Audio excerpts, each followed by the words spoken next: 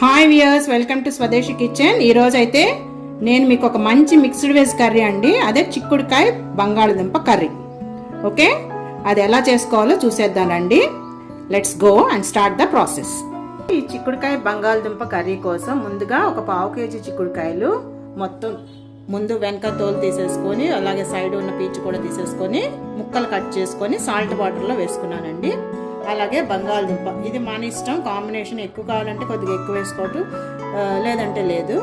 So నేను ఒక పెద్ద బంగాళదుంప తీసుకొని చిన్న ముక్కలు కట్ చేసుకొని వాటర్లో వేసుకున్నా.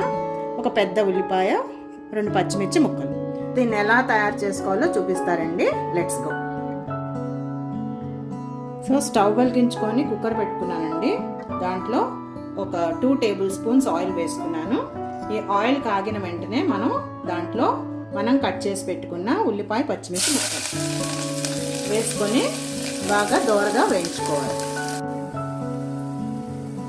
ఉల్లిపాయ వేగేటప్పుడే కొద్దిగా 1/2 టేబుల్ స్పూన్ అల్లం వెల్లుల్లి పేస్ట్ కూడా వేసుకోండి.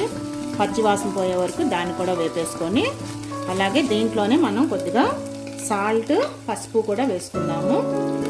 ఒక 1/2 టేబుల్ స్పూన్ సాల్ట్, ఒక 1/2 టీ స్పూన్ పసుపు వేసుకొని బాగా కలుపుకుందాం ఇవి వేగే వరకు.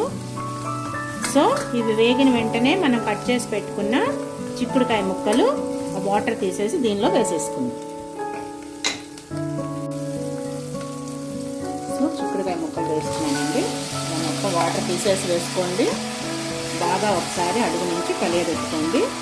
ఆ ఉల్లిపాయ, అలాగే అల్లం వెల్లుల్లి పేస్టు, ఉప్పు, పసుపు అంతా పట్టేటట్టు ముక్కలకి. చిక్కుడుకాయతో లేటుగా కొద్దిగా ఉడుకుతుంది కాబట్టి ఫస్ట్ చిక్కుడుకాయ వేసుకొని మొత్తం అంతా ఎగరిన తర్వాత అప్పుడు బంగాళదుంప వేద్దామండి.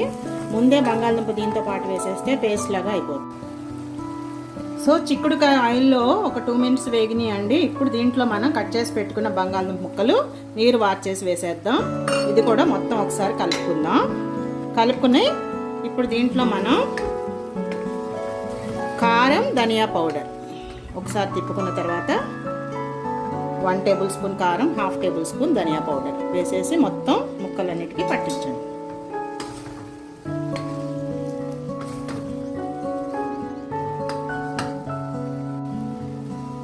ఇప్పుడు దీనిలో ఒక చిన్న టీ గ్లాస్ వాటర్ పోసేసి ఒక్కసారి పైనుంచి తిప్పుకొని కుక్కర్ మూత పెట్టుకొని ఒకే ఒక్క విజిల్ రానిద్దామండి.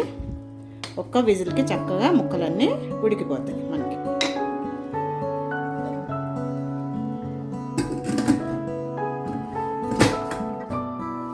ఒకే ఒక్క విజిల్ రానిద్దాం. సో కుక్కర్ స్టీమ్ దిగిపోయిందండి. ఇప్పుడు మనం లిడ్ ఓపెన్ చేసుకొని చూద్దాము.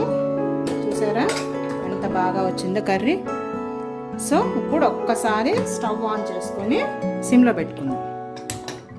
సిమ్లో పెట్టుకొని దీంట్లో ఉన్న వాటర్ కొద్దిగా దగ్గరకు వచ్చే వరకు చూసుకోవాలి.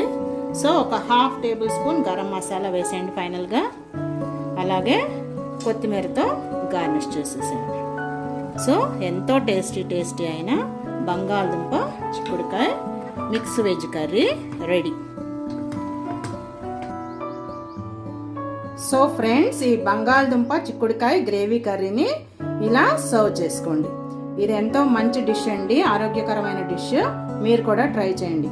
Okay friends, bye. See you in the next video.